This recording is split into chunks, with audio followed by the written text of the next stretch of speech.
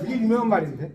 하이로 어느 걸 이거 글씨도 못 읽고 그만 나와. 하이어 라이키. 밑에 하이어 라이키 그걸 알아도 우리는 몰라. 아, 하이까지 듣고. 예, 알았어. 자, 문지를 마세요. 아이고. 오늘 아주 오늘 뻥타. 물어볼 때마다 긴장돼가지고 그냥 말을 떨리고. 교수님이라 알지. 자, 그래서 이제 보세요. 자, 위계 질서가 자 여기서 중요한 게 신관에 대해서 시험에 되게 잘 나와요, 정말로. 잘 나오니까 어떻게 나오냐면, 자, 무속의 신들은 잡다하다, 신들의 위계 질서가 없다잖아요. 위계 질서가 있다 이렇게 나와요. 위계 질서가 없어요. 여러분 모르셨죠? 위계 질서가 없어요. 그래서 여기 보면 이거는 똑대기 하던데. 예, 신들은 인간의 관계에서만 직능이나 위치가 의식될 뿐 신들 상호간에는 없어요. 무슨 말 이해하시죠? 이거 대감 뭐 해가지고 나오는데 없어요. 자, 오른쪽. 또 재밌는 게 179쪽 보세요. 두 번째 줄. 최영 장군 거기 밑줄 쳐볼까요? 두 번째 줄 179쪽. 최영 장군, 임경업 장군, 사도세자 등의 역사적 인물을 신격화 신까지 실로 다양하다. 그러니까 그 역사적인 인물들도 우리가 모신단 말이에요. 이해가십니까? 이 무당이 되게 재밌어요. 무가에 대한 관념이. 역사적 인물을 다 모신다고. 사도세자, 임경업 이분은 뭐 조기 뭐 이런 것이 풍어를 하게 만드는 신으로 모셔요. 실제로 임경업이. 그런 게 있습니다. 하여튼 이제 그런 거고. 그 다음에 두 번째 단락. 대체로 거기서 또 밑줄 써요. 무속의 중추적인 신적은 골매기신, 성조신 뭐 여러 가지 등이 있다는 거예요. 이 신들이 있는데 지역적인 그것에 관계없이 독립된 국거리라는 거예요. 그래서 골매기신은 일정 지역을 관장하는 신이에요. 그래서 이제 우리가 여러분 성황신, 선왕신 많이 들어보셨죠? 성황당 그걸 말하는 거예요. 성황당, 성황신, 선왕신. 그러니까 우리가 이제 길 가다가 막 산 같은 데 가면 뭐 예전에도 전설의 고향도 그렇지만 모시는 게 많이 있지 않습니까? 그걸 이야기하는 거예요. 빨간 뭐 처음에 빨간 거. 네, 그렇죠. 맞아요. 잘하시네, 맞아요. 그걸 이야기하는 겁니다. 그래서 손님신은 천연두, 역병을 주관하는 거. 손님. 우리가 마마 이렇게도 막 하잖아. 오구는 죽은 사람을 그 홀령을 이제 관리하는 신. 이거 아까 설명드렸고요. 그런 이야기들도 있습니다. 여러 하여튼 신들이 있다. 하여튼 중요한 것은 뭐냐면 제일 마지막 줄에 또 좀 밑에서 둘째 줄에 밑줄 치세요. 이처럼 다음에 두 줄 밑줄 치세요. 신격은 분화, 나뉘어져. 이 분화라는 말은 나뉘어져 있는 걸 분화라고 해요. 분화. 이거 분화 이렇게 쓰는데 분화, 나뉘어져 있다. 아시겠죠? 그걸 분화라고 합니다. 그러니까 그 분화되어 있으면서도 신의 직능과 관장 범위는 분명하지 않는 것도 무속 신관의 특징이다. 자, 알겠죠? 관장 범위를 자 넘기세요. 자, 넘기세요. 그래서 180쪽에 이제 보면 수, 이게 목숨 숫자입니다. 그 수복 거기 나올 때 수는 목숨 숫자. 복은 우리 복할 때 복복자 아시죠? 복의 신외에도 공간을 관장하는 신들이 있다. 이렇게 나왔습니다. 산에는 산신 아까 했죠? 물에는 수신, 하늘에는 천신, 땅에는 지신, 뭐 여러 신들이 있다는 것이 나오고 있습니다. 자, 그렇게 이해하시고 그 다음에 이제 그 밑에 단락을 할게요. 그 밑에 단락. 자, 그 밑줄 좀 칠까요? 그 밑에 단락. 자, 지금 조금 빨리 제가 속도를 내릴 테니까 잘 따라오세요. 무속의 신은 성현적 존재가 아니고 위헌적 존재다. 거기 좀 밑줄 칠까요? 180페이지 두 번째 단락 보고 있어요. 좀 말이 좀 어려워요. 성현적, 위헌적이라는 말이 뭐냐면 이 성자는 성인 성자죠. 이 정도는 읽을 줄 알죠? 현자는 나타날 현자예요. 그러니까 이 현자는 여러분 이렇게 쓰는 글자와 똑같아요. 이 현자는 많이 들어보셨죠? 현재할 때 이거와 같은 말이에요. 이거 같은 말이에요. 그래서 성현, 신성한 것을 드러내는 존재. 성현적이란 말이 어려워요. 그래서 제가 설명드리는 거예요. 신성한 것을 드러내는 존재가 아니라 위현적은 뭐냐? 위험. 이 위험 있잖아요. 위험이라는 말 들어보셨죠? 위험이 아니라 위험. 위험을 드러내는 존재. 그걸 위현적이라고. 말 참 어렵죠? 근데 어려워야 또 공부하는 맛이 나는 거 아니에요? 너무 뻔하면 그렇죠. 그래서 이제 이런 맛을 공부하는 거예요. 하여튼 성현적인 존재가 아니고 위현적 존재다. 그래서 욕망을 억제하고 극기, 나를 극복하는 거. 고통에 처한 사람을 구원해주는 종교 신들과 달리 본능적인 욕구를 중시한다. 이게 또 중요해요. 여러분 보세요. 석가모니라든가 뭐 예수님이라든가 이런 분들은 본능적인 욕구보다는 다른 사람을 위해서 뭐 이렇게 뭐 그 뭔가를 하는 거 아니 이타적인 존재잖아요. 맞죠? 그러지 않나요? 종교를 봐보세요. 종교의 인물이 나만 뭐 호의호식하려고 그런 게 아니잖아요. 시타르타도 막 왕자였는데 나오고 뭐 그러지 않았습니까? 그렇죠? 하여튼 그런 걸 이야기하는 거예요. 본능적 욕구를 중시한다. 그렇게 이제 보시면 됩니다. 그래서 이제 이렇게 신의 면모가 인간의 면모가 똑같다는 거예요. 그렇게 이제 보시면 됩니다. 그 정도 이해하시면 될 것 같고요. 그 밑에 보세요. 장자풀이 마지막 단락. 저승사자는 사마장자의 음식 대접받고 다른 사람을 대신 잡아가. 참 재밌죠. 저승사자가 얘를 데리고 가야 되는데 뇌물을 받으면 딴 사람을 잡아간다는 거예요.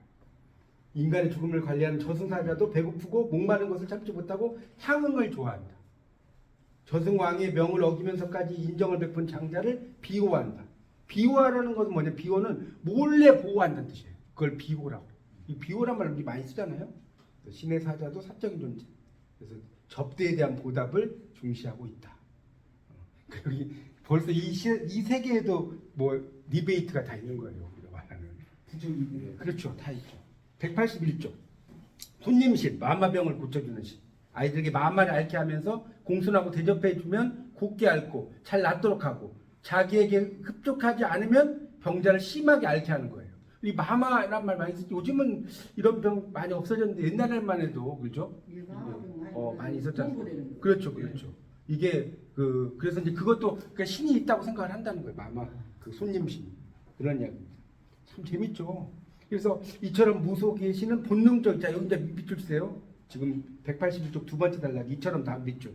무속의 신은 거기서부터 본능적이고 충동적이며 인정에 약하고 향응을 좋아한다. 그 아까 얘기했죠. 민초들의 모습과 일치한다. 무속. 소시민적 사고의 소산. 소산이라는 말은 산물이라는 뜻. 산물. 소산이라는 말은 좀 산물이다. 소산, 산물. 이렇게 이해하시면 되겠습니다. 자, 그다음 이계관. 이게 또 재밌어요. 이계관. 이계관이라는 건 뭐냐면 다른 세계에 대한 관념. 그렇게 좀 써놓으세요. 이계관. 말이 좀 어렵잖아요.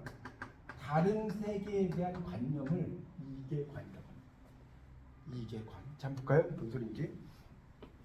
자, 무가에 나타나는 이계는 명확하지 않다. 밑줄 쫙 쳐놓으세요. 명확하다. 이것도 시험에 나와요. 무가에 나타나는 이계는 명확하다. 맞는가 틀리는가 이렇게 나옵니다. 천상계, 서천계, 극락계, 초월계가 있고 그것에 신들이 있는 것으로 나타난다. 원천강불이나 원천강 본풀이나 이공 본풀이에서는 서천구. 자, 그것은 이제 인간과 뭡니까? 다른 초월계로 상정되어 있다. 맞죠? 그러니까 다른 초월계라는 거. 서천국은 부처가 있는 곳이고 이것은 불교의 이계관에서 영향받은 것이다. 그러나 무속의 신들이 모두 서천국에 거주하는 것은 아니다. 성조, 대감, 조상 등의 신은 현세 인간의 거주처에서 인간과 함께 거주한다. 자, 그러니까 이계가 명확해요? 명확하지 않아요? 명확하지 않잖아요. 지금 막 불교계에 막 있는 사람들이 있는 곳이 있고 현재 우리가 뭡니까? 그 있는 곳에서 존재하는 사람들도 있고 이해하시죠? 뭔 말인지. 그러니까 이게에 대한 관념이 불분명하다는 거예요. 명확하지 않다.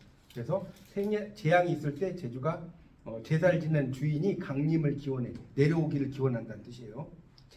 제주라는 게 우리가 그 결혼하면 혼주 이런 거 있잖아요. 그런 것처럼 제사에 주관하는 사람.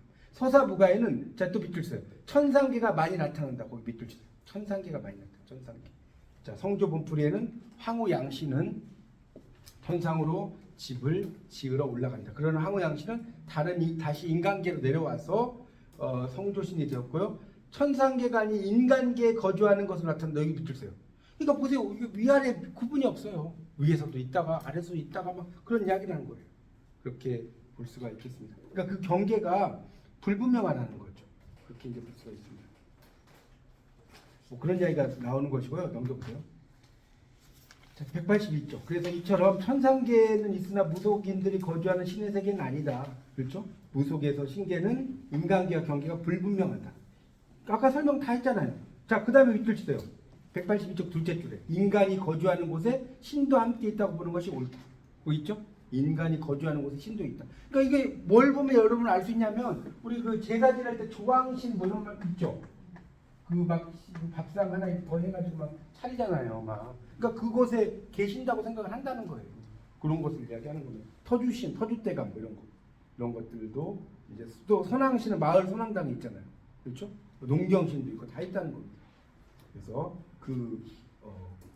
그걸 이야기하고 있습니다. 다 읽어보면 돼. 그러냐 이거 그 다음에 세 번째 단락으로 가겠습니다. 182쪽. 또한 그 다음에 밑줄 세요. 죽은 영혼이 거주하는 세계도 분명히 설정되어 있지 않다. 밑줄 세요. 죽은 영혼이 거주하는 세계도 분명히 설정되어 있다. 뭐 이렇게 나와요 시험에는. 그래서 차사 본풀이. 차사라는 건 저승사자. 차사라는 게 그런 뜻이에요. 저승사자 같은 거. 그 말하는데 그러니까 일종의 사자라는 게 우리가 이제 저승사자한테 사자가 뭐냐면 그 메신저는 들어보셨죠? 심부름꾼이라는 심부름꾼. 사자란 말 뜻이. 이게 사자가 무슨 사자? 분리사자예요. 부린다 이런 말 들어보셨죠? 사자라고. 하여튼 그래서 이 죽은 영혼이 거주하는 세계도 분명히 설정되어 있지 않다. 차사 본풀이를 보면 저승세계는 별도 설정, 차사가 나와서 홀령을 인도해 간다. 끌고 간다는 거죠. 그곳이 인간계로부터 멀리 떨어진 곳으로 이해되나 그 밖의 방향이나 거래에 대한 제시는 없다. 그런데 모든 홀령이 저승에 있는 것은 아니다. 이것도 중요해요. 모든 홀령이 거기도 밑줄 치세요. 저승에 있는 게 아니고 인간계에 있으면서 인간을 도와주기도 괴롭히기도 하는 게 있다는 거예요.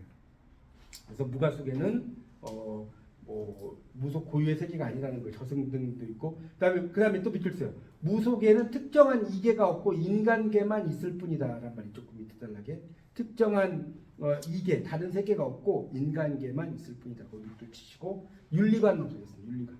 그러니까 무가에서는 거기도 밑줄 써요. 바로 밑에 특별한 윤리가 강조되지 않는다. 있죠? 강조되지 않. 우리가 그래서 불교라든가 뭐 무슨 어떤 종교하면 뭐 효라든가 뭐 이런 걸 강조하잖아요. 예를 들어서. 근데 이 무가에서는 특별한 윤리가 강조되지 않는다는 거예요. 강조되는 것은 인간에 대한 도리보다는 신에 대한 도리다. 이런 걸 이야기하고 있습니다. 하여튼 그러니까 강조되지 않는다는 걸 좀 알아두시고 183페이지입니다. 거기 이제 그 두 번째 단락이 재석 본풀이도 나오고 세경 본풀이 아까 이거 다 나오긴 했는데 재석 본풀이는 당금아기가 스님과 결합하여 아이를 잉태하는 거예요. 부모 모르게 스님의 시를 잉태한 죄로 부모로부터 형벌을 받고 강금돼 추방당해요. 그래서 긍정된 인물은 당금애기의 부모가 아니고 스님과 당금애기다. 맞죠? 당금애기가 낳은 아들은 재석신, 그러니까 높은 신이 되는 거죠. 불교의 신, 스님의 행위는 높이 평가된다. 그래서 여성의 일부 종사, 그러니까 한 지아비만 섬기는 게 일부 종사잖아요, 그렇죠? 를 열행으로 높이 평가하고 개가, 요즘 말로 재혼이에요, 재혼. 개가라는 게 불화하던 성리학의 윤리와는 다른 것이다. 이렇게 이제 볼 수가 있습니다. 그런 것도 이제 나오고요. 그다음에 그 밑에도 나오잖아요. 서기 뽑은 향당 본풀이 근본 풀이한다고 그랬죠. 일문관 바라무는 고상국의 장가를 가는데 고상국의 아우 지상국이 더 아름다운 미녀임을 알고 지상국과 결합을 해요. 고상국을 버리고 가버려요. 이러한 신행위는 한번 맺어진 부부는 칠거지약과 같은 악행이 없는 한 헤어져서는 안 된다는 부부 윤리와 다르다. 보세요. 일반적 윤리관이 아니죠. 뭐 그런 이야기고요. 세경 본풀이는 자청비가 노복인 정수남에게 핍박을 받는다. 그래서 괴롭히고 겁살하려까지 하는데 지혜로 위기를 모면하고 정수남을 죽인다. 그러나 이 사실을 전해들은 자청비 부모는 꾸짖음에 내쫓는다. 이유는 삶을 꾸려가는데 자청비보다 정수남이 필요하다는 것이다. 그러니까 이거 보세요. 노복과 주인 사이의 윤리도 부정되고 혈육의 정도 무시된다. 이렇게 나오죠. 그런데 이제 이거는 인정이 돼요. 그 밑에 밑줄 써요. 효행만은 긍정된다. 그 말 있죠. 효행만은 긍정된다. 여기다 별표하면서 효행. 효자는 여러분 이렇게 쓴 거 아시죠? 이게 왜 효자가 이렇게 쓰냐면 이 아들이죠. 아들이고 이게 늙을 노자하고요. 이 글자 참 잘 만든 거예요. 아들 자자예요. 아들이 노인을 업고 있는 모습. 그게 효도였죠. 아들이. 꼭 여기서 이제 아들 자자지만 아들만 의미하는 건 아니겠죠. 이건 옛날 관점이고 뭐 아들도 될 수 있고 딸도 될 수 있겠죠. 자식이 이 노인을 업고 있는 모습. 이거 효자입니다. 그렇게 이제 보시면 돼요. 하여튼 그래서 다시 그래서 효행이 강조된다. 이거 아까 바리공주 기억나시죠? 바리공주 효행 나오잖아요. 심청의 효행 뭐 여러 가지 나오니까 읽어보십시오. 자, 넘기세요. 자, 그 다음에 184쪽의 두 번째 줄, 거기 밑줄 주세요. 희곡무가에서는 뭐 있죠? 성리학적인 윤리가 강렬하게 풍자된다. 밑줄 쫙 좀. 성리학적인 윤리가 풍자된다. 184쪽 보고 있어요. 그래서 동해안 거리굿에서는 이제 뭐 그 사례의 으뜸이라는 관례 주무가 이제 무당 중에서 이제 주로 메인 무당이 있죠. 관중들 속에서 어린아이를 골라서 할아버지 삼고 노인 한 분을 지적하며 아버지를 삼으면서 어린아이와 노인의 관계를 부자 관계로 만든다. 아버지와 스승이라고 지정한 인물에게 입을 물렸다가 뱉은 술을 권하고 젓가락을 엉덩이에 문질러서 먹으라고 주고 상투라고 만든 물건을 불두덩이에 채워서 흔들고 다니도록 하고 뭐 이런 것들이 이제 상당히 나온다는 거. 그러니까 이게 이제 그 뭡니까 성리학적 윤리 이런 것들도 좀 약간 풍자되는 경우가 특히 많이 있다는 것을 설명합니다. 그러니까 일종의 허례허식 우리가 양반전 있잖아요. 연암 박전의 양반전에 보면 허례허식이 되게 나오죠. 그렇지 않나요? 연암 박전의 양반전 그 사망 1학기 때 공부하셨잖아요. 그 소설 감독에서 양반들의 막 허례허식이 나오는데 그런 것들이 풍자한다 이렇게 이해하시면 될 것 같습니다. 자, 그래서 이제 그 밑에 단락에 이처럼 이쪽 그 밑에 단락 이처럼 거기 세 줄 밑줄 주세요. 이처럼 다음에 무가에서 보여주는 윤리관은 인간의 삶의 근거를 두고 현실적 삶에 도움이 되는 걸 긍정하고 저해가 되는 것을 부정하는 현세적이고 실리적인 관념이다. 이렇게 나옵니다. 자, 그 다음에가 이제 초월계와 인간계의 관계라고 합니다. 초월계와 인간계. 그래서 자 보세요. 무가에서는 이제 그 두 번째 줄 밑줄 좀 치세요. 그 밑에 신의 세계를 통해 인간의 세계를 말하고 인간의 세계를 통해 신의 세계를 말한다. 이게 밑줄죠. 그러니까 신의 세계와 인간의 세계가 왔다 갔다 한다 이 말이에요. 그런 이야기입니다. 신의 세계를 통해서 인간의 세계, 인간의 세계를 통해서 신의 세계 이렇게 이야기를 하고 있습니다. 그런 내용들로 좀 여기는 좀 이해하시면 될 것 같아요. 뭐 길게 써놨는데 그런 신의 세계와 인간의 세계를 잘 말한다는 정도만 이해하시고 넘어갈게요. 자, 186쪽으로 넘겨보세요. 186쪽으로 넘어가면 거기 이제 세 번째 단락부터 좀 보겠습니다. 186쪽. 자, 서사무가에는 초월계와 인간계가 이론론과 이원, 그러니까 이론론이라는 것은 여러분 다 배우시죠. 하나로 나누는 거 하나. 일이니까. 이원론은 둘로 나누는 거. 아시겠죠? 그러니까 예를 들어서 뭐 심신 이런 말 우리 그런 말 많이 들어보지 않았나요? 심리학에서 심신 이론론, 심신 이원론 이런 말 있어요. 뭔 소리예요? 몸과 마음은 하나다. 심신 이론론이고 몸과 마음은 둘이다. 이게 심신 이원론. 내 마음이 막 힘들고 이러면 몸도 피곤해. 마음은 힘들어도 몸은 안 피곤해. 이럴 수 있죠. 그렇잖아요. 뭐 그럴 때 이제 우리 심리학에서 실제로 쓰는 말이에요. 심신 몸과 마음이 하나일 수도 있고 아니다 두 개로 나눠질 수도 있다. 이럴 때 쓰는 말입니다. 자, 그래서 그 이론론과 이원론으로 연결돼 있다. 초월계와 인간계를 포괄해서 다르지 않으면서 다르다고 하고 또 다른 차원의 초월계를 설정해서 개입하기도 한다. 그러니까 이 초월계와 인간계가 상당히 그 경계선이 불분명하다는 것을 이야기를 하고 있습니다. 그 정도 이해하시면 될 것 같습니다. 그런 내용을 좀 여기는 이해하시면 될 것 같고요. 그 밑에 그 186쪽 마지막 단락을 좀 보시죠. 거기 보면 서사무가가 신화인점에서 기록으로 전하는 건국시조와는 다르지 않겠으나 초월계를 드러내는 방식의 차이가 있다. 건국신앙. 우리가 이제 건국을 다른 말로 뭐라고 하는지 아세요? 건국을 뜻하는 말이에요. 창업이라고. 요즘은 창업하면 막 무슨 뭡니까 통닭집 만들고 뭐 이런 게 다 창업이잖아요. 원래 창업이 나라를 세운다는 뜻이에요. 원래. 근데 요즘은 그 의미가 바뀌어버린 거죠. 그래서 건국시조의 신화와 다르지 않겠으나 초월계를 드러내는 방식에는 차이가 있다. 건국신화에도 인간계와 초월계가 있어요. 구체적인 모습을 어떤 방식으로 드러내지는 않는다. 인간계를 넘어선 어느 곳에나 존재하는 초월계는 신성하게 남겨둔다.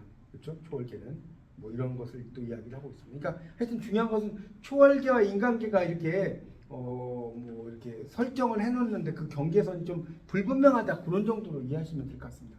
자, 그다음에 이제 186쪽의 마지막 단락을 보면 이 서사무가 역시 종교적 신앙을 밑바탕에 깔고 있죠. 당연하죠. 거기 밑줄 좀 치세요. 서사무가 역시 지금 187쪽 마지막 단락 보고 있습니다. 종교적인 신앙을 밑바탕에 깔고 있다. 기적. 밑바탕은 다른 말로 이제 기저란 말이 있어요. 기저. 여러분 이제 공부하시다가 기저 이런 말 나오거든요. 밑바탕이 있죠. 많이 나와요 이 말이. 알아두세요. 그래서 이 무가의 주인공은 신성성이 인정돼요. 신으로 자정해요. 그러니까 그 대표적인 게 아까 누구라고 그랬어요? 바리공주예요. 바리공주. 거기 써놓으세요. EX. 바리공주. 이 바리공주가 신으로 자정을 하는 거예요. 그래서 무가에서 상당히 많이 나와요. 다리공주가. 그래서 이제 세계 정밀하게 종교 철학을 가지지는 못했지만 서사무가를 신화로 인정을 하지만 그 무속신앙은 그러니까 어떤 우리가 뭐랄까 종교는 안 됐죠. 우리가 유교, 불교, 도교 이런 건 됐지만 이 무당의 종교가 어떤 뭐랄까요 어떤 체계화된 종교 철학이 있지는 않잖아요. 그 다른 종교에 비해서는 그걸 이야기하는 거죠. 그래서 일반 민중의 신앙이었다는 거죠.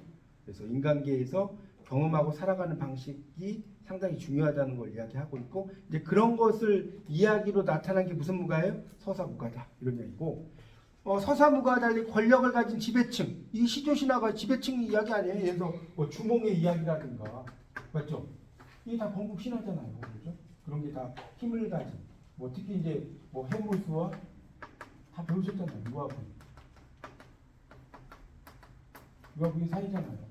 이 신과 뭐죠? 인간 사이에 태어난 존재죠. 맞죠? 반신 반인이죠. 맞죠? 반신. 그러니까 상당히 초월적인 존재가 나오는 거죠. 주목이. 그런 것들을 이야기하는 것과는 조금 다르다. 그렇게 보시면 되겠습니다. 자, 그 다음에 나오는 게 이제 무가의 갈래벨 양상이라고 해가지고 서정 무가. 자, 여기 좀 필기를 조금 해야 할 것 같아요. 서정 무가를 좀 필기를 좀 하고 설명드리겠습니다. 얘가 나오는데 자, 이 서정 무가는 어떤 거냐? 서정 무가는 아까도 말씀드렸죠. 자, 화자의 심정을 서정. 자, 그럼 좀 말이 좀 어려운데 제가 좀 더 설명을 드릴게요. 일단 쓰세요. 세계의 자아. 자, 그다음에 신과의 관계에 대한 정서.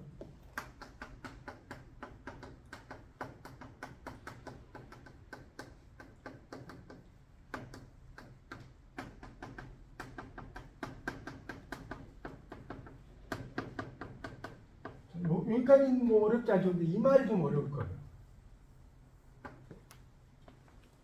세계의 자아와. 여러분 이거 설명하기 어렵죠. 세계의 자아는 되게 말이 어렵지 않나요? 쉬워요? 세계의 자아가 뭐냐면 자, 조금 예를 들어 드릴게요. 자, 서정주의 국화협회서가 있어요. 국화협회서. 이건 아시죠? 자, 어떻게 시작하죠? 한송이 국화꽃을 피우기에 봄부터 소쩍새는 그렇게 울었나 보다. 뭐 또 천둥은 먹구름 속에서 울었나 보다 하다가 뭐죠? 그리고 아쉬움에 가슴 조이던 먼 젊음의 뒤안길에서 인제는 두아와 거울 앞에서 맞나요? 내 눈이같이 생긴 꽃이.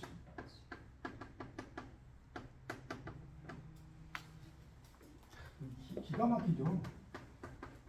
왜 이 부분이 기가 막히냐면 여러분 국화하면 국화는 보통 옛날 사람들이 뭘 강조했죠? 국화하면 우상고절해가지고 절개 맞나요? 지조 맞잖아요. 사군자 매난국주 있지 않나요?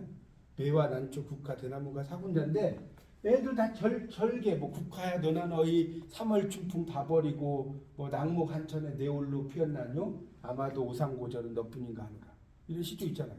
그렇죠? 그러니까 그 오상고절이 뭐냐면 오상고절 들어보셨나요? 처음 들어봐요. 되게 유명한 말이에요. 오상고절이 뭐냐면 서리 알죠?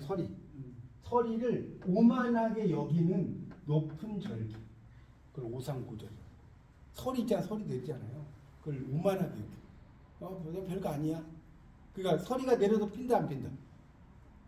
핀다는 소리죠. 하여튼 근데 이렇게 갔는데 갑자기 이 서정주 시인은 내 누님같이 생긴 꽃이라고 썼단 말이에요. 그러니까 이게 이제 이런 걸 뭐라고 하느냐? 이런 걸 여러분 이제 이것부터 설명. 그러니까 이거를 세계의 자아. 그러니까 세계의 자아라는 게 뭐냐면 세계는 국가라고 생각해 보세요. 국가죠. 국가. 여기까지 이해가요? 국가라는 세계를 갑자기 서정주가 뭐라고 그랬어요? 네? 내 누님같이 생긴 꽃이라고 만들어버렸잖아요. 그렇죠? 그래서 이걸 내 누님같이 이렇게 이야기. 그래서 이런 거를 이제 자, 요 이야기도 나오면 시창작론하고 연결시켜서 한번 이야기해 볼까요? 이런 거를 혹시 이제 뭐라고 하는지 아세요? 이런 걸. 이렇게 서정주 시인이 독특하게 만들었어요. 이걸 뭐라고 하는지 기억이 안 나시나요? 이거를 개인적 심상이라고 해요. 개인적. 그러니까 남들이 안 쓴 걸 썼어. 그러니까 여러분이 또 국가를 썼는데 내 누님 같이 생긴 거 쓰면 되겠어요, 안 되겠어요? 안 돼, 안 돼. 이미 뭘 썼어요? 면허증 땄죠. 면허증 땄잖아. 이거 걸린단 말이에요. 이렇게 쓰면 안 돼. 그래서 이거를 뭐라고 하냐면 다른 말로 상징의 제문맥화. 얼마나 많이 멋있어요. 이 맛에 공부하는 거입니다. 이 개인적 심상을 상징의 제문맥화. 좀 어렵지만 있어 보이죠. 상징을 했는데 다시 문맥을 만들어 버렸다는 거예요. 누가? 서정주 씨. 공부가 그래서 여러 가지 하는 거예요. 연결이 돼야 안 돼요. 시창작론이랑 연결되죠. 되잖아요. 자, 이게 세 개의 자, 좀 알아들으시겠어요? 그 국가라고 하는 세 개를 이 서정주 시 자신의 말로 만들어 버렸단 말이에요. 그렇죠? 그거를 세 개의 자화라고 합니다. 모르셔도 그냥 넘어갈게요. 시간이 없습니다. 알아들으시겠죠? 세 개의 자화 말이 좀 어려워서요. 예를 들어서. 하여튼 그래서 이 서정무가는 무당의 의식에서 유흥으로 불려지는 노랫가락 뭐 이런 것들을 말한다. 서정성이 나타나는 구절이 있지만 무가 전편이 서정 장르는 아니라는 거예요. 이건 아까 설명드렸죠. 전편이 서정 장르는 아니에요. 왜? 무가 자체가 뭐 서정시 이건 아니란 말이에요. 그 이야기예요. 그런 어떤 의식을 하다가 노래가 나오는 거지. 그런 이야기입니다. 거기도 혹시 모르면 써놓으세요. 이렇게 주세요. 무가 전편의 서정 장르가 해당되는 건 드물다. 그래서 이제 노랫가락이 나오고요. 그래서 이제 그 밑에 보면 이제 뭡니까 어떤 그런 서정적인 노래들이 이제 막 나와요. 그 밑에 보면 설상에 매화진 꽃 나비 본 듯 뭐 이런 거 있죠. 그래서 그런 그 서정적인 것들을 이제 주로 이제 이야기를 하고 있는 것이 바로 서정무가다는 겁니다. 그런 내용이고요. 거기 뭡니까 189쪽에서 이제 그런 본향 양산 오시는 길에 가약보로 다리노수 뭐 이런 말 나오죠. 뭐가 나오죠? 그래서 그 밑에도 보면 본향신이 오는 길에 이 가야고가 가야금이에요. 가야금이라는 걸로 다리를 놓는다는 것은 가야금의 반주 소리를 따라서 신이 내리만다는 거예요. 말이 멋있죠? 가야금. 예전에 춤추는 가야고라는 드라마도 있었어요. 그렇죠?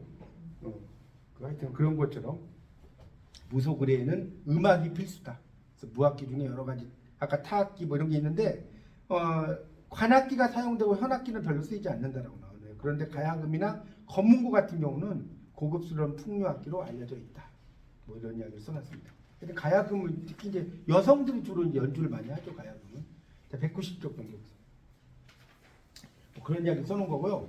그 다음에 이제 그 밑에 두 번째 단락에 보면 가야금 12줄은 줄마다 소리나는 음계가 다르다. 나오죠? 가야금 혹시 뭐 이렇게 연주는 안 해오셨어도 소리는 들어보시면 있죠. 이 줄마다 음계가 다 달라요. 그래서 그런 거 어느 줄마다 서 계신다는 것은 신이 12줄 음주를 모두 다 좋아한다는 뜻이다. 이렇게 나오고 있고요. 그러니까 이 가야금하고 신내림하고 또 연결시켜 놓고 또 산마누라 노랫가락에는 평시조의 노랫말도 나와요. 여기 나오죠. 적토마 살찌게 먹여 두만강에 굽시켜 메고 용천금 드는 칼을 연혈석에 들게 가라 장부의 입신양명이 이안이 좋을 소냐. 그러니까 요즘 말로 하면 이 안이 뭐 이런 뜻이겠죠. 좋을 소냐. 뭐 이런 식으로 요즘 말을 쓴다면 장부의 입신양명이라는 뭐예요?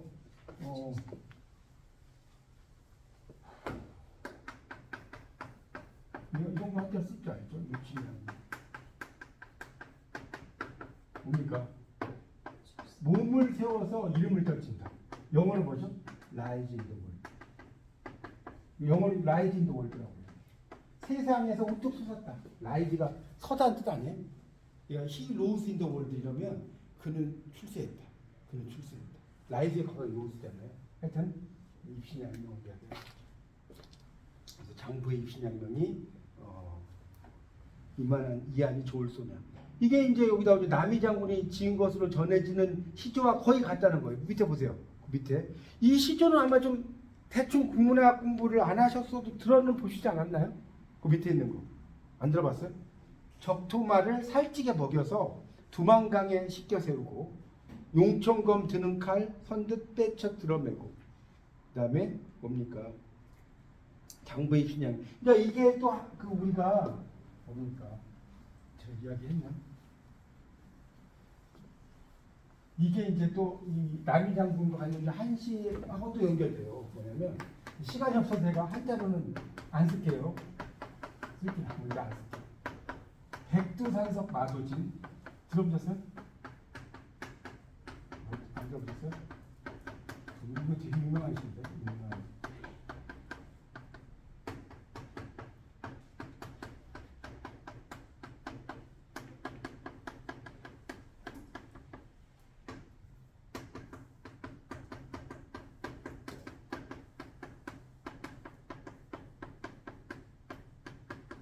무슨 말이냐면 자 보통 이제 칠원시는 넷으로 끊어요. 넷으로. 이 정도 기본 알려주세요. 한시에서 넷으로 끊어. 백두산의 돌을 칼을 갈아서 다 없애버려. 엄청난 뻥이죠. 칼을 갈아서 백두산 돌을 다 없애버린다. 두만강수 음만무라고 뭐냐면 두만강 물을 말에게 마시게 해서 다 없애버려. 말이 두만강 물 다 마실 수 없을 수 있어요? 남아로 태어나서 20세에 세상을 나라를 평정하지 못한다. 20세에 나라를 평정하지 못한다면 후세 누가 나를 대장부라고 칭하십니까? 이 시 멋있지 않나요? 이 시가 남이장군. 그래서 이제 이 시에서 이 남아의 시 민평국을 가지고 막 이제 원래 옛날 사람들 보면 글자 가지고 막 잡아드리려면 이해 가시죠? 이 말 때문에 또 이게 연결돼가지고 또 일찍 죽었잖아요. 한시 구절 하나 가지고. 하여튼 그러니까 이게 이제 다 연결되는 겁니다. 한시와. 그러니까 여러분 보세요. 그래서 한시를 공부하면 시조를 또 연결되고 시조를 연결하면 이게 또 뭐가 연결돼요? 지금 무가하고 연결되잖아요. 그래서 공부라는 게 이렇게 인터텍스츄얼리티라고 해요. 간텍스트. 텍스트는 서로 연결돼 있다는 거예요. 공부는 하나로만 이렇게 떨어져 있는 게 아니라 이거 공부하다 하면 이게 나오고 이거 공부하다 하면 저게 나오고 그래서 많이 공부할수록 좋은 거예요. 자, 하여튼 그렇습니다. 그래서 이제 신마누라 신이 빨리 가야겠네. 한마누라 신이 무신이고 장군신에게 남이장군의 시조가 차용되었다. 빌려 써졌다. 뭐 이런 얘기를 써. 그러니까 무인의 기계가 유지된다 이런 얘기를 써는 겁니다. 그 다음에 이제 농경신, 재석신은 농경생산신 같은 경우도 있다. 거기 191쪽에 나오죠. 191쪽에 또 재석 삼불 오시는 길에 충암 절벽 올배 같고 뭐 이런 말 나오죠. 그런 걸 이야기하는 겁니다. 그래서 당금아기가 낳은 그 삼형제 신이라고 하는 건 앞에 나왔었죠. 그런 재석신에 대한 이야기도 나오고 그 밑에 단락을 보세요. 그 밑에 단락 191쪽. 재석 삼불이 오는 길에 칭암별벽에 올배를 간다는 게 무슨 뜻이냐? 올배, 여러분 올배란 말 들어보셨어요? 올배. 예, 일찍 수확하는 벼. 우리 그렇죠. 조생종이라. 그러니까 좀 전문적인 용어로 조생종. 일찍 수확. 그렇죠. 네, 맞아요. 네, 그렇죠. 올배설 맞아요. 벼는 물이 흔한 논에 심어야 한다. 그런데 칭암 절벽에 벼를 심어 갖고 온대요. 여러분 절벽에다 벼를 심으면 되나요? 부처의 상을 바위나 돌에 새겨 넣는 것과 관련이 있다. 여러분 그 뭡니까? 바위 같은 데 보면 마의 석불 뭐 이런 거 있지 않나요? 마의 삼존불 되게 많잖아요. 그거 생각해 보세요. 올배를 가꾸는 것을 관장하는 신의 화성을 칭암 절벽에 새긴다. 신은 인간이 하지 못하는 것도 할 수 있는 존재다. 그렇기에 칭암 절벽에 별을 경작할 수 있어요? 없겠어요? 있겠죠? 그렇잖아요. 그런데도 그 별을 잘 자라게 하면 다른 곳에서 잘 자라게 한다. 뭐 이런 식으로 이런 걸 이제 무속하고 또 연결시키는 뭐 이런 내용도 나온다. 뭐 그런 이야기 밑에는 넘어갈게요. 그 정도. 192쪽 교술무가.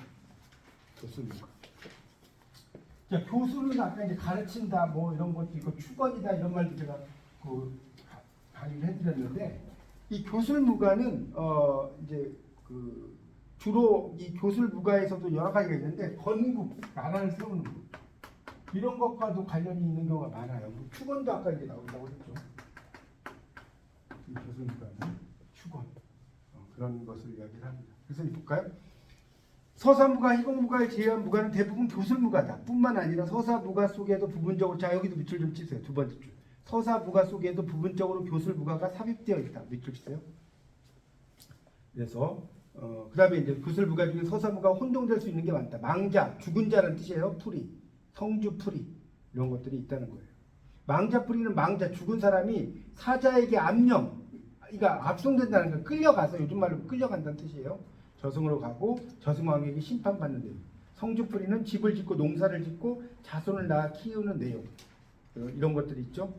그래서 개성적 주인공의 활동을 통해 특정한 인물이 겪는 사연을 들으는 게 아니라 모든 인간이 그렇다는 거예요. 그리고 아까도 설명드린 거 나오죠. 그 밑에 교술부가는 또 뭐라고 그랬어요? 축원부가라고도 한다라고 말했죠. 축원부가, 뭔가를 바라는 거, 이렇게 될 수도 있다. 자, 193쪽에 이제 193쪽을 보십시오. 거기 이제 무가 모두에 구현되는 것, 모두라는 건 서두, 모두란 말이잖아요.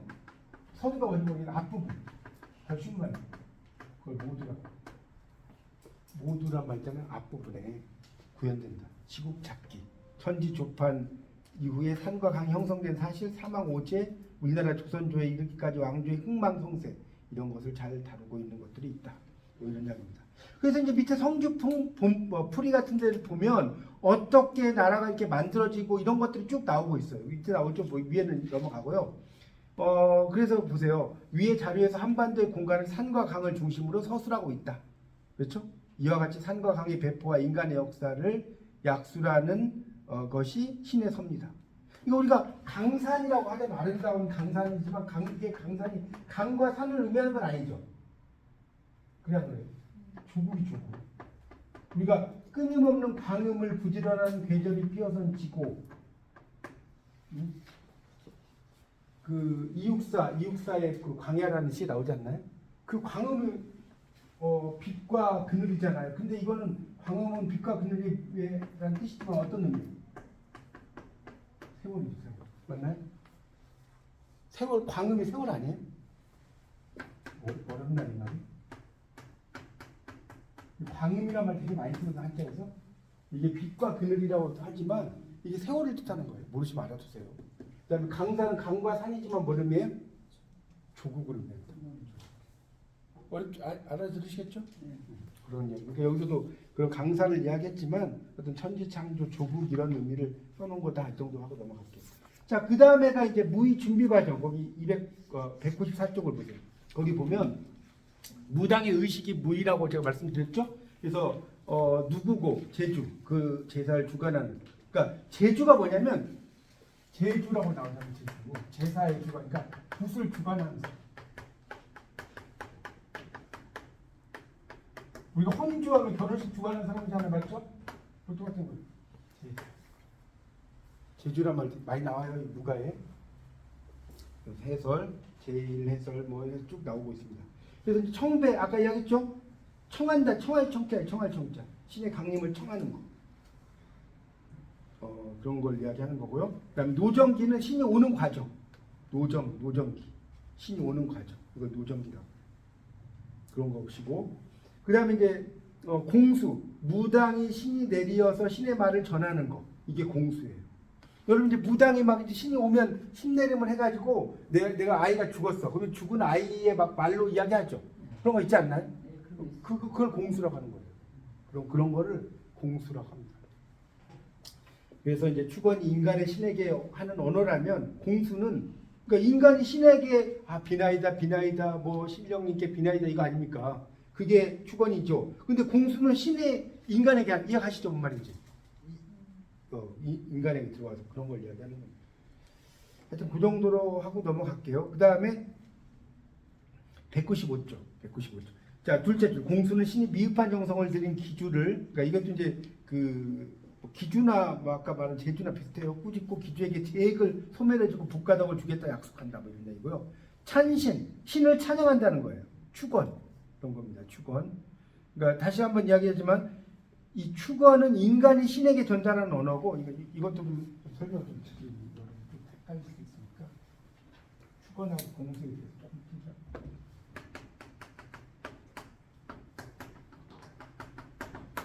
이 차이점은 축원은 인간이 신에게 전달하는 언어. 인간이 신에게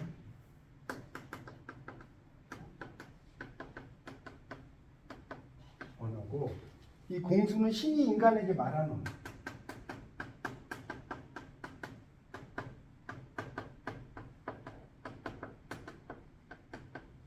자, 이렇게 꼭 알았어요. 축원하고 공수를 구분을 좀 하시면 좋겠습니다.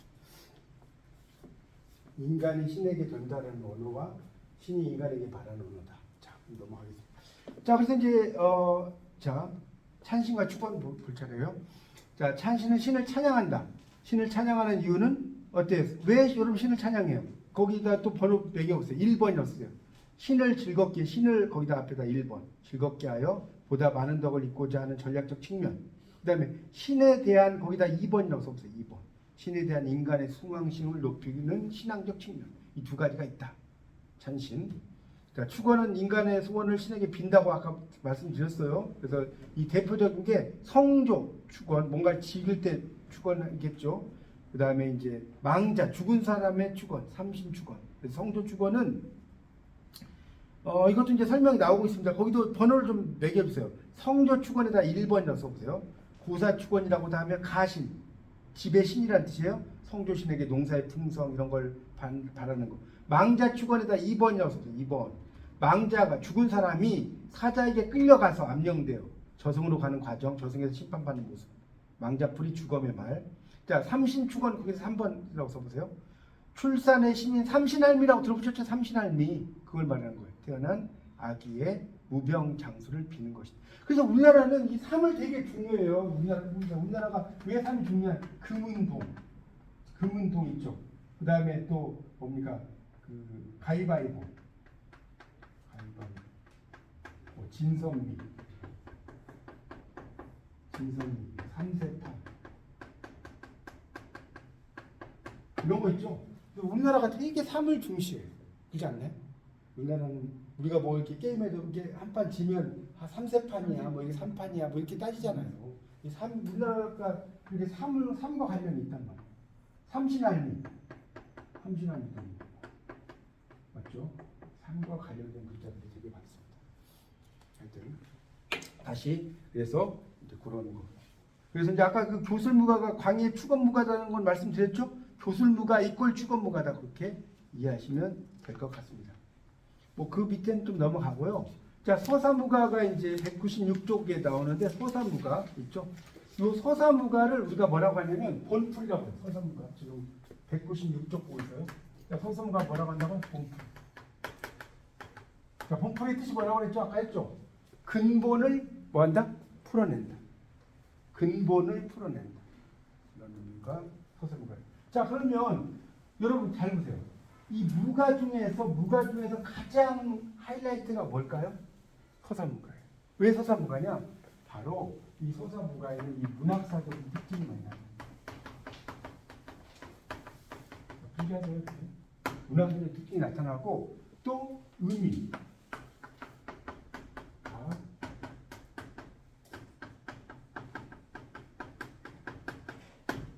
그래서 이 서사 물론 서정 무가에도 그런 뭐 아까 뭐 남이장군 이야기도 나오고 했지만 그것보다도 더 서사무가가 더 많이 중요해요. 아시겠죠? 이 무가 중에. 그래서 이 서사무가는 본풀이다 이런 이야기로 이해하시면 될 것 같습니다. 그래서 이 이야기 좀 해야겠다. 이 서사무가에는 두 가지 문제 크게 나눠지는데 어떻게 나눠지냐면 재석신과 발의공주가 있습니다. 아까 발의공주는 설명을 드렸죠. 자, 이 발의공주는 뭘 의미할까요? 죽음을 의미해요. 아버지가 죽으려고 하니까 이 장승과 몇 년 살아주고 굳은 일을 하고 나서 아버지에게 선약을 갖다 줘서 아버지 살리는 이야기고 또 재석신은 결국 뭐예요? 인간의 삶에 대한 이야기. 인간의 삶을 어떻게 살아야 될 것인지 이야기. 결국은 이 서사무가를 크게 두 개로 나눈다면 우리 인간의 삶과 죽음의 문제를 다루는 것이 서사무가다. 이 정도로 이해하시면 될 것 같습니다. 네, 그렇게 좀 정리를 하세요. 서사무가가 상당히 우리 뭡니까 중요한 내용들을 다루고 있다. 나머지는 좀 건너뛸게요. 뭐 이건 뭐 다 할 수 없고 198쪽을 볼게요. 198쪽. 그걸 보시면 네, 말씀. 이 재석신과 발의공주. 자, 그다음에 198쪽으로 넘어가면 거기 세 번째 단락을 볼게요. 여기도 제가 그 나오는 거는 이렇게 제가 하는 대로 따라서 오시면 됩니다. 큰 틀 잡아드리고 나중에 뭐 기회가 되면 제가 기출문제 뭐 아마 영상을 찍은 게 있으면 올려드릴 테니까. 거기 그 세 번째 단락이 현재 전승되는 서사 무가 자료들 중에 전승 기간이 오래되었고 무속 고유의 것이라고 생각되는 유형이 제석 분풀이, 다리공주. 아까 설명드린 거 나오죠? 금방. 이거. 그래서 제석 분풀이는 생산, 수복은 목숨 숫자의 복복자라고 그랬죠? 무속신에 대한 이야기. 삶을 위한 제의라는 거예요. 기복무제. 그 다음에 바리공주는 죽음을 주관하는 신의 유래. 사령무제, 죽은 영혼. 그래서 그런 것을 이야기하고 있다. 그리고 이제 제석 범풀이는 당연히 밑에 보면 불교적인 요소가 많겠죠? 불교 이야기니까 그 신화적 구조는 단군 신화, 주몽 신화와 상통한다. 이런 이야기도 써놨습니다. 그걸 좀 여러분이 알아두시면 좋겠습니다. 그래서 그 다음에 이제 그 199쪽에 가면 전국적인 전승을 보이는 서사 무가의 창세 신화. 창세 신화는 말 그대로 세상을 만든다는 뜻이에요. 창세니까. 세상을 만드는 신화가 창세 신화인데 여기서 또 시험에 잘 나오는 걸 좀 알려드릴게요. 이제 시험에 또 잘 나오는 유형이 있는데 그 199쪽에 창세 신화가 있어요. 그 밑에 뭐 나온 건 읽어보시고 넘겨보세요. 200페이지 넘겨보시면 그 위에 이제 도표 나오는 것도 뭐 그렇게 중요하지 않아요. 여기서는 이제 뭐가 특히 중요하냐면 A 뭐 북부 지역론, 201쪽에 B 동해안 지역본 이런 거 있죠. 여기서 꼭 한 문제가 나와요 거의. 그러니까 지금 북부 지역본 A, 동해안 지역본 B 넘겨보세요. 202쪽에 보면 경기 지역본 C, 그 다음에 203쪽에 보면 제주 지역본 D 이렇게 나오죠. D 거의 여기까지 해서 한 문제가 나와. 그러니까 어떻게 나오냐면 이렇게 나와. 예를 들어서 말씀드릴게요. 200페이지 보세요. 북부 지역. 그러니까 이걸 여러분 다 알 수가 없어요. 어차피 객관식이니까 잘 그걸 좀 염두에 두시면서 보세요. 자, 북부 지역 창세 신화의 특징은 거기 있죠. 그 다음 밑줄 쳐보세요. 그 다음 경쟁의 주체가 미륵과 석가의 두 거인신으로 설정되어 있다는데 있다. 거기 있나요? 네. 그러니까 자 이렇게 나와요. 시험 문제. 자 유형이에요. 자 다음 중 경쟁의 주체가 미륵과 석가의 두 거인신으로 설정되어 있는 창세 신화는 뭐 어느 지역본인가? 예를 들자면 1. 북부 지역본, 2. 동해안 지역본, 3. 경기 지역본, 4. 제주 지역본. 이렇게 나온다고. 예, 그러니까 그러니까 이제 공부를 하셨으니까 알지. 그냥 나오면 헷갈리겠죠. 그러니까 그런 식으로, 그러니까 이거를 공부하실 때 밑에 있는 걸 뭐 다 여러분이 물론 하면 좋아요. 제가 안 말려요. 그 공부하는 거 안 말리는데 시험은 그렇게까지 막 뭐 세부적으로 나오지는 않기 때문에 여러분이 그 각 지역본의 특징 있잖아요. 그것만 좀 보시면 된다고. 여기까지 이해가세요? 그러니까 그러니까 그렇게 보시고 하여튼 그 다음에 여기 지금 201쪽에 보세요. 동해안 지역본 있잖아요. 자 거기도 그 다음 밑줄 주세요. 이 지역의 자료는 모두 당금액의 한 부분으로 존재한다. 거기다 밑줄 쳐보세요. 당금액이. 그러니까 이것도 당금액의 한 부분으로 존재하면 뭡니까? 동해안 지역본이에요. 네, 그렇죠. 그러니까 이런 식으로 그러니까 여러분이 이제 그 시험을 보실 때는 이게 객관식이 좀 그러니까 그래서 객관식 시험이 안 좋은 게 뭐냐면 이 객관식만 공부하다 보면 이 공부가 어떤 지식이 돼요? 흑자지 지식이 돼요. 그래서 나중에 이제 시험 볼 때는 이제 막 열심히 배워. 시험이 끝나고 나면 뭘 배웠는가는 당연히 생각이 안 나요. 여러분이 뭘 배웠는가는 당연히 생각이 안 나고 무슨 과목을 배웠는지도 기억이 안 날걸요? 그렇지 않나요? 그러니까 무슨 과목을 여러분이 한 일주일 지나면 내가 저번 학기 뭐 배웠지 생각하면 일주일 걸려. 무슨 과목 배웠지? 그러니까 이제 그게 좀 객관식의 눈이 부러져라게 맨날 보면 그게 객관식의 단점이에요. 아니 어쨌든 당금액이 뭔데 어쩔 수 없어. 시험 대비로 공부해야 되니까. 당금액이 뭐 그래서 석가 이건 아까 다 했던 거잖아요. 애 가슴을 취한 뒤 뭐 아들 삼명기 출생을 예언하고 제석궁을 떠나는 뭐 과정에서 어쩌고저쩌고 나오잖아요. 그런 내용이 이제 그 동해안 지역본이다 이렇게 알면 됩니다. 넘겨보세요. 그 다음에 이제 202쪽에 보면 경기 지역본 있죠. 자 여기서도 보면 두 지역과 다르게 자 거기도 밑줄 주세요. 그 밑에 두 번째 줄에 부모의 존재가 천하궁 당칠성과 매아들 매화부인으로 분명해졌고 그 있죠. 석가와 미륵도 선문이와 후문이로 다르게 나타난다. 이런 거 나오죠. 이런 게 나오면 뭐예요? 경기 지역본. 그러니까 지금은 여러분이 이거를 뭐 암기해봤자 의미가 없고요. 이거 지금 암기해봤자 시험도 그러니까 시험 보기 전에 이렇게 특히 이렇게 보시라 이거예요. 아시겠죠? 지금 외워봤자 의미가 없습니다. 뭐 그렇게 그 정도만 알면 된다고. 그 다음에 이제 203쪽에 보면 제주 지역본 가장 완전한 서사 구조를 가진 자료의 채록이 이어진 지역이다. 거기 또 밑줄 치세요. 천지왕과 총명부인의 결연, 인연을 맺어서 대별왕과 소별왕이 출생하고 이들이 인간 세상이라는 뜻, 인세라는 게 인간 세상을 차지하기 위한 경쟁을 벌이는 것이 주요 내용이다. 이해가시죠? 그게 이제 제주 지역본이에요. 천지왕과 총명부인의 참 상상력이 대단하지 않습니까? 우리나라 참 이게 보면 옛날 사람들이 참 대단한 것 같아요. 공부하는 거 보면. 요즘에 우리가 공부했다고 할 때 저도 좀 공부를 좀 많이 하긴 이런 거 보면 아무것도 아닌 게 옛날에 하나만 예수는 아리스토텔레스 있잖아요. 저는 이제 막 점성학 이런 걸 지금 글로벌 사이버에서 공부하는 게 장난이 아니더라 공부하는 게. 근데 이 아리스토텔레스가 기원 전 BC 막 2500, 3000년 이 정도잖아요. 맞죠? 지금부터 한 3000년 전의 사람이에요. 근데 얼마나 놀랍냐면 이 아리스토텔레스가 3000년 전에 뭘 했는지 아세요? 뭘 했는지. 지구에서 태양까지 거리를 측정해요. 그 거리. 그러니까 그 당시에 무슨 뭐 망원경이나 뭐 이런 게 있었겠어요? 있지도 않았겠죠. 있지도 않았는데 이런 걸 했다니까.